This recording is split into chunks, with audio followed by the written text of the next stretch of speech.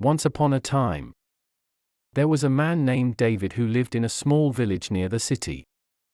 David was a devout man who always put his trust in the Lord. He would often take the commuter train to the city for work and would always be on time for his train. One day, as David was waiting for his train at the station, he began to feel a strange sensation. Suddenly, he lost all sense of past and future. He could not remember his past or anticipate the future. He stood there, confused and disoriented, not knowing what to do. As he waited for his train, he noticed the people around him. They were all Swedish, and he couldn't help but notice how incredibly weird they seemed.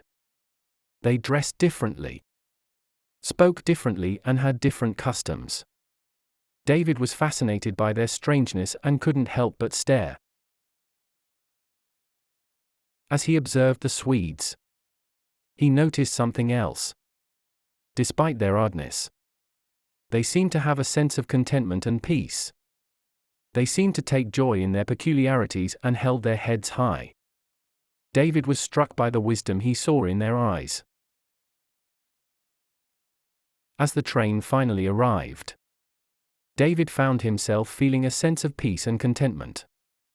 He realized that he had been so focused on the past and future that he had forgotten to live in the present.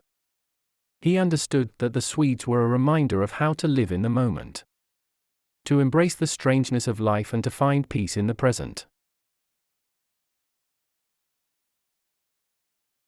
David returned home that day with a new perspective on life. He knew that it was not about looking back or looking forward, but about living in the moment and embracing the strangeness of life. He knew that he could find peace and contentment in the present, just like the Swedes did. And so, David's story serves as a reminder that we should not be afraid of the strangeness of life, but embrace it, and trust that it's all in the Lord's plan.